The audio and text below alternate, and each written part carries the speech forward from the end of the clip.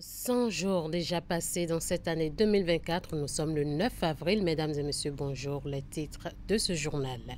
Fin du jeûne musulman, la fête qui marque la rupture du Ramadan aura lieu le mercredi 10 avril 2024, correspondant au 1er Shawwal 1445. La date a été rendue publique par l'Union islamique du Bénin à travers un communiqué. Les précisions à suivre. Et comme à l'approche de toute fête, déjà la veillée dans les ateliers de couture à Djougou, apprentis et patrons se privent de sommeil pour honorer leurs engagements envers les clients. Suivez dans ce 13h au Bénin le reportage de Alassane Arounan sur le sujet. Et puis, commémoration du 21e anniversaire de Pétatrotro de Trompetodeka à la FIA. 5 jours de prière et de festivités pour les adeptes de cette divinité du temple Wendonafa du quartier CDP avec leur chef suprême Ronogan Hosovinik et Vesseou Tokandisika. Les détails dans un instant. La date de la célébration de l'Aïd el-Fitr est désormais connue. Elle a été rendue publique dans l'après-midi de ce lundi 8 avril à travers un communiqué de l'Union islamique du Bénin. Dans ce communiqué signé de l'imam Idrissou Boukari, l'Aïd el-Fitr, la fête qui marque la rupture du Ramadan, aura lieu le mercredi 10 avril 2024, correspondant au 1er Shawwal 1445. Dans ce même communiqué, le président de l'UIB a appelé les fidèles musulmans et tout le peuple béninois à rechercher les valeurs telles que la justice, la transparence et le respect des droits de tous les citoyens, ainsi que la paix et le dialogue, allusion faite à l'actualité sociopolitique de notre pays. Il a ensuite souhaité une bonne fête à la communauté musulmane dans le resserrement des liens fraternels d'amour et de solidarité. Dans quelques heures, la communauté musulmane va célébrer la fête de l'Aïd el-Fitr. Pour célébrer avec faste cette fête qui marque la fin du jeûne musulman, des filles et femmes musulmanes se rendent dans les différents salons de coiffure pour se faire belle. Ce samedi 6 avril, notre équipe de reporters conduite par Alassane Arounan et Abdou Sabi Idrissou a sillonné différents salons de coiffure et instituts de beauté à Djougou pour prendre le pôle des préparatifs.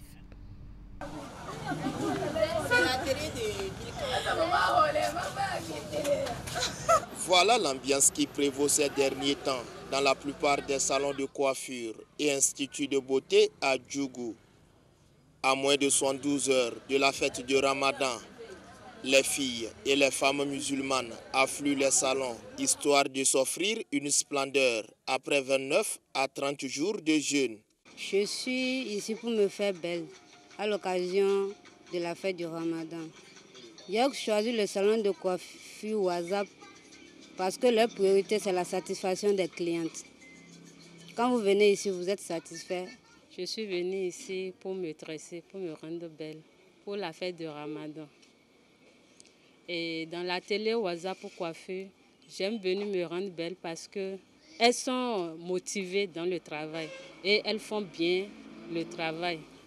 Au niveau des différents salons de coiffure, c'est la même affluence qui s'observe en cette veille de l'Aïd el-Fitr et chaque maîtresse de coiffure met les bouchées doubles pour satisfaire la clientèle. Nous sommes déjà dans les festivités des fêtes de Ramadan. Donc, nos clientes sont déjà aux aguets. Elles sont déjà sur pied. On a commencé par faire le défrisage depuis hier. Et aujourd'hui, on a commencé par faire les tresses simples. Les gens ne veulent pas tresser des mèches. Donc, c'est les tresses simples sont de faire des cheveux simples. On n'a pas encore commencé les veilles. Mais il y a un peu de l'affluence. Jusqu'à demain, on va voir la suite. De jour en jour, nous recevons plus de clients. Puisque ici, ils attendent souvent les veilles avant de venir nombreux. Mais cette fois-ci, nous avons vite commencé les veilles. Je suis sûre que les gens ont compris qu'à la veille, ils ne sont pas satisfaits. Mais quand ils viennent vite, ils sont bien satisfaits. Et nous les rendons belles, très jolies. Contrairement aux années précédentes où l'affluence était à son pic, Cette année, la clientèle a chuté selon les propos des patronnes. Les gens ne viennent pas comme cela se doit. Tout le monde pleure. Il n'y a pas l'argent, il n'y a pas l'argent. Donc nos clientes, nos anciennes clientes disent il faut qu'elles finissent d'abord avec les tenues des enfants avant de voir comment y procéder. L'affluence n'est pas comme les années passées. Je ne pense pas que cette année, on va avoir les bénéfices comme les années passées. Pour sublimer leur chevelure, de nombreuses tendances s'offrent aux clientes, et ce en fonction de leur style et type de cheveux. Les tarifs varient aussi en fonction de la taille et la qualité des cheveux. Depuis 2 ans, on n'a plus trop de clientèle comme ça. Mais c'est plus de cheveux naturels que nous recevons. Et il faut faire des modèles en fonction des cheveux naturels. C'est quelques-unes qui mettent un peu de mèche et qui font des grandes tresses. C'est des grandes filles. Mais les petites filles, on est trop basé sur le naturel et les nattes. Donc, cette année, c'est les tresses à 3 branches qui dominent. Les tresses à 3 branches là, c'est communément appelé la resta. Outre ces services traditionnels, les salons de coiffure offrent désormais d'autres services comme le make-up, très en vogue, ou encore la pose de faux ongles. D'un autre côté, c'est déjà la veille dans les ateliers de couture à Djougou. Apprentis et patrons se privent de sommeil pour coudre des tissus et pagnes apportés par les clients. Nous retrouvons Alassane Harouna et Abdou Sabi Idrissou qui ont fait une descente afin de voir l'ambiance et la réorganisation des horaires de travail opérés par les patrons d'ateliers pour livrer à temps tant de commandes. À quelques jours de la célébration de la fête de l'Aïd el-Fitr, une fête qui marque la fin du mois béni de Ramadan, c'est déjà la grande veillée dans les ateliers de couture à Djougou pour satisfaire la clientèle qui ne se fait point rare. Les patrons d'ateliers de couture et leurs apprentis se plient en 4 pour honorer leur engagement vis-à-vis des clients. Cette année, tout comme les années antérieures, ils se trouvent encore débordés, ce qui les oblige à travailler sans relâche, aussi bien dans la matinée que dans la nuit tardive. Bientôt, c'est la fête de Ramadan, donc nous sommes là pour le travail, pour la veille. Donc ça a commencé, donc nous sommes là ce soir pour nos clients. On a commencé une grande veille depuis qu'on a eu carême 20 comme ça qu'on a commencé pour que le temps ne nous coince pas. Bon, on veut vite faire sur ce qu'on a fini. Ils vont venir récupérer les habits. Comme ça, on se les rive aussi. Bon, notre patron aussi, lui aussi, il nous aide. Comme ça, il fait les coupes, il nous donne pour pouvoir vite faire. Du matin jusqu'au soir, on ne peut pas compter le nombre d'appels qu'on reçoit souvent des clients. Donc, c'est quelque chose comme ça, on vit ici. Les demandes sont assez fortes ici. Dans les différents ateliers sillonnés cette nuit, c'est le même rythme de travail. Les couturiers s'activent tant bien que mal pour satisfaire la clientèle, suivant un planning de travail bien ficelé. Il y a ceux qui travaillent la journée et aussi la nuit. Il y a ceux qui travaillent aussi pour pouvoir ne pas fatiguer. Si on regroupe un travail le matin et la nuit, on peut travailler aussi. On serait trop fatigué. Chez moi, j'ai un apprenti, j'ai fait 2 groupes pour mes apprentis. Il y a ceux qui font la journée, il y a ceux qui font la nuit. Donc actuellement, c'est ceux qui font la nuit qui sont là. Et demain matin, les autres vont se reposer. Sous la pression des clients de dernière minute et craignant de ne pouvoir respecter les engagements pris dans la livraison, certains couturiers rejettent simplement les commandes reçues tardivement. Donc les clients viennent. Quand ils viennent, ils nous demandent est-ce qu'on peut trouver la place. Quand on voit qu'il y a trop, on dit vous ne pouvez pas trouver. Mais s'il n'y a pas trop des habits, on dit oui. Sinon, on ne veut pas prendre, déposer. Après, la personne va venir rester sur un temps de travailler avec toi. Tu lui as dit que tu vas trouver travail et tu n'as pas pu travailler. Donc, on fait avec le temps aussi. À voir le travail qui est là. vraiment, on n'arrive plus à recevoir les clients comme ça. C'est vrai, ils viennent pour demander s'ils peuvent trouver, mais c'est difficile pour nous. Parce que, toutefois, le travail pris et on s'est entendu, c'est que eux, ils vont supposer que le travail serait déjà fait pour la fête. Moi, mes clients fidèles qui sont abordés à moi, bon, c'est eux que je suis en train de prendre pour le moment. Les clients occasionnels, bon, si tu n'as pas arrivé à couser, ce n'est pas bon. Donc, il faut dire la vérité aux clients. Donc, c'est comme ça, moi, ils fonctionnent chez moi. Souvent, avec nos clients, bon, on n'arrive pas à se comprendre, mais on essaie de gérer ça. Bon, en tout cas, on se comprend quand même.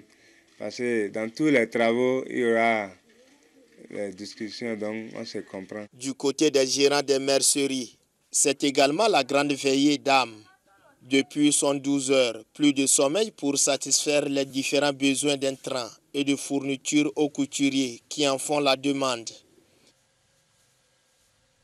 Toujours parlant du mois de Ramadan, dont de l'honorable Armand Gansé de sa suppléante Judith Glidja à la communauté musulmane de la 23e circonscription électorale. Le geste vise à permettre aux bénéficiaires de clôturer en toute quiétude le jeûne qui prend fin dans quelques heures. Composé de sacs de riz et bien d'autres produits de première nécessité, la remise du lot a eu lieu à la mosquée centrale de Zongo de Boïkan en présence des imams venus des autres villes qui composent la circonscription électorale. Plus de précisions avec Ibet Hélène Amoussou.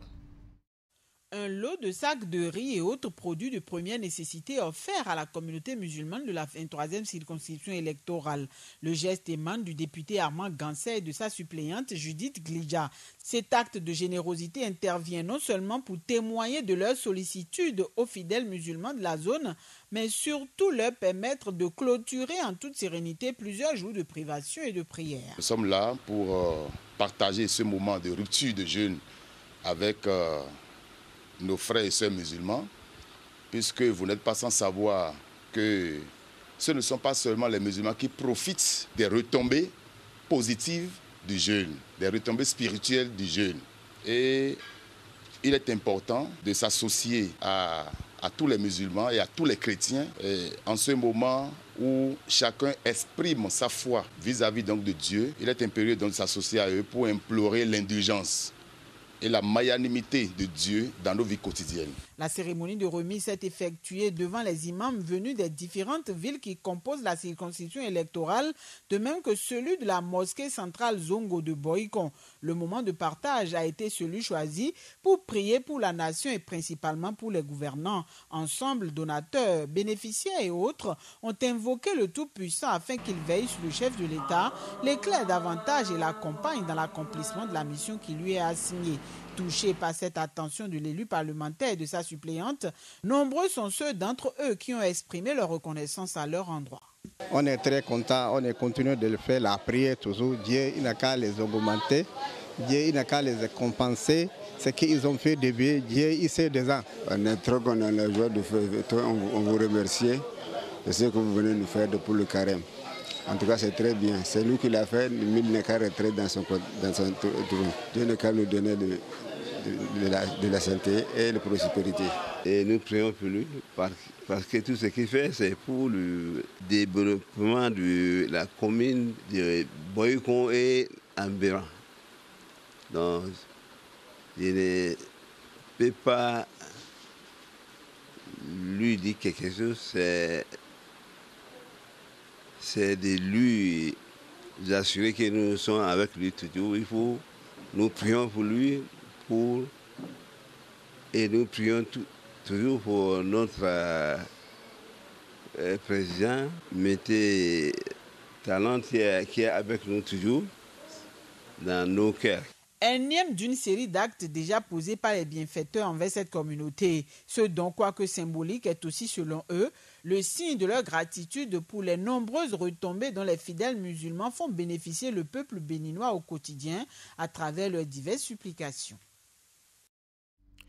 Les réformes en cours en termes de sécurité routière vont au-delà des usagers de la route sur le sur le corridor Cotonou-Lomé. Un nouveau dispositif est mis en place à hauteur du marché de Segbouroué, à quelques kilomètres de Commet. C'est l'une des grandes escales des usagers de cette route qui veulent s'approvisionner en poissons à Blo et à Cassa. Désormais, il est interdit aux vendeuses de ce marché d'assaillir les voitures sur la chaussée. Aussi, tout chauffeur est tenu de se rabattre sur le bas-côté de la route en prenant soin de descendre du goudron. L'objectif est de sécuriser la vie des usagers et des riverains de cette route qui enregistre beaucoup de cas d'accidents.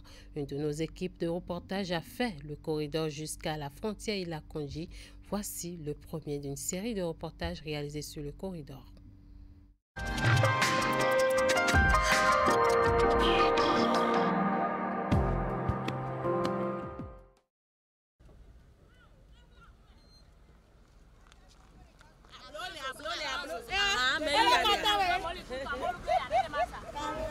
C'est un nouveau visage qui se présente ici au marché de Segbouroué dans la commune de Kouamassé. Les réformes amorcées dans le cadre de la sécurité routière obligent les commerçantes à ne plus monter sur le bitume. Telles des athlètes sur la ligne de départ, elles sont obligées d'attendre les voitures sur le bas-côté avant de les assaillir de leurs divers produits. Avant, on restait sur le trottoir, là, sur le goudron. Comme il y a accident partout là, maintenant la réforme a dit qu'on ne peut pas rester ça aussi au bord de la voie. On va rester ça sur l'arbre. On est sur l'arbre. Maintenant, il y a certains chauffeurs qui ne veulent pas descendre à terre pour payer. Donc, ils restent là-bas. Donc, les policiers viennent ramasser les permis chez les chauffeurs.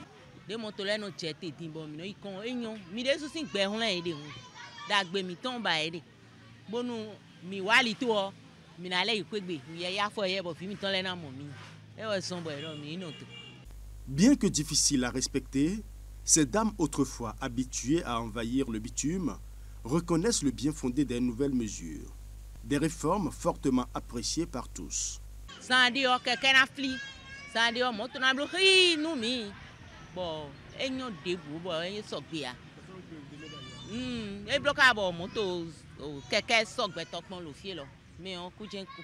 D'abord, je salue l'idée de l'État parce que c'est une bonne chose.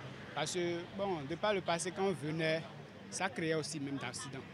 Les bonnes dames qui couraient derrière les voitures, sinon après les voitures. Et aujourd'hui, j'ai vu que, bon, je suis venu, on m'a dit de descendre totalement, qu'elles ne peuvent pas monter sur le goudron. Moi, j'ai apprécié, c'est une très bonne chose. Et si ça peut continuer comme ça, franchement, ça ira beaucoup mieux. C'est bon. Accident si nous avons protégé mes lébis. Donc, que l'État veille à ça vraiment pour que ça ne soit pas un truc de 2 jours, 3 jours, bien d'une semaine, voilà. Sinon, si c'est qu'à chaque fois ils doivent monter sur le truc, c'est qu'ils risquent de monter complètement sur le goudron et que ça ne donnera pas une bonne ambiance. Malgré leur volonté à se conformer aux nouvelles dispositions, les commerçantes du marché de Segbouroué déplorent la qualité de leur cadre de vente. Et pourtant, de nouveaux hangars sont récemment construits sur le même site.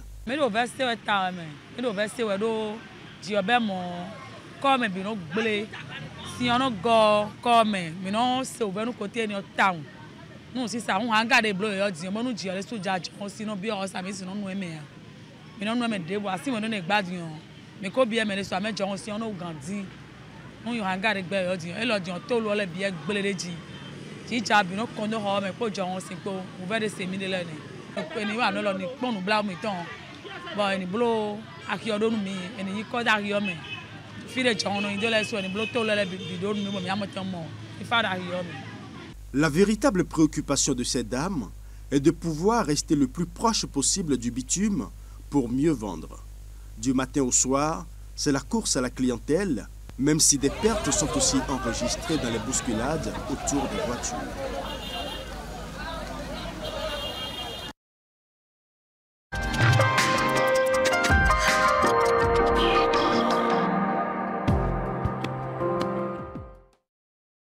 Nous Parlons de religion endogène dans cette édition, commémoration du 21e anniversaire de Peta-Trotro de Tronkpetodeka Alafia. Les adeptes de cette divinité du temple Rwendonamfa du quartier Sédégbé dans l'arrondissement de Godomé avec le chef suprême Runogan Rosu Finikin et Veseu Tokandisika se sont retrouvés pour rendre grâce à la divinité Tronkpetodeka Alafia pour les bienfaits dans leur vie. 5 jours de festivités, mais également d'intenses prières. Compte rendu Florence Boussa, Elvis Tounoukoua.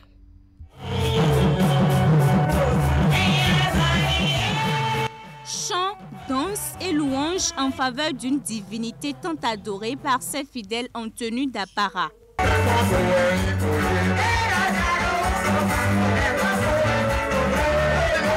C'est le vaudou Tronkpetodeka Alafia qui se célèbre de fort belle manière ici par les adeptes qui lui vouent un culte exceptionnel. Une exception qui réside dans cette fête annuelle communément appelée Peta-Trotro. Depuis que je suis monté sur le trône de mon père, vraiment, je crois à cette prière. Parce que j'ai fait tout. J'ai fait toutes les prières qu'on peut faire. Mais ces prières, j'ai vu que c'est la réalité. Parce que quand on me faisait monter sur le trône de mon père, j'ai dit je ne veux pas. Et le vieux qui est mon père, Papa Diallo, qui est dans les anciens, a dit forcément, c'est un autre qui veut faire cérémonie, mais je suis venu ici là. La personne même a fui la maison. Donc ils ont demandé, dit c'est moi qui vais rester. Que quand mon papa était là, il a dit que je suis à la porte de sa maison. J'ai salué le chef d'État du Bénin, M. Patrice Talon, que je prie beaucoup pour lui. Et ce qu'il a fait au Bénin, quand on vient, on voit que la ville du Bénin change. L'instant d'un week-end, le quartier Sédégbé, dans l'arrondissement de Godomé, est devenu la capitale du vaudou Tronkpetodeka Alafia, où ont convergé avec joie les adeptes venus d'un peu partout, notamment la Côte d'Ivoire, le Niger, le Ghana et le Togo. Une occasion de brassage culturel et spirituel qui a laissé entendre des messages forts et révélateurs de l'unité.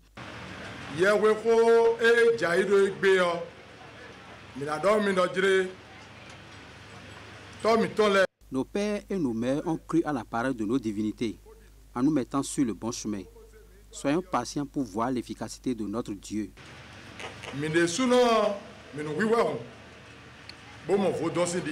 Nous venons ici, on fait la prière ici et tout le monde, et le bon Dieu, l'Esprit Troméga-Kouné, les membres de nos ancêtres exaucent la prière. Nous sommes bien accueillis et tout s'est bien passé, on a bien prié, et on a rassemblé les gens. Nous-mêmes, on se sent à l'aise ici. C'est Runogan Rosu Finikin et Veseu Tokondi qui trône aux côtés de cette divinité depuis 21 ans déjà. Elle a saisi l'occasion pour inviter les fidèles et autres adeptes au respect des règles de conduite qui fondent le vaudou Tronkpetodeka Alafia afin de bénéficier de ses grâces et de ses bienfaits.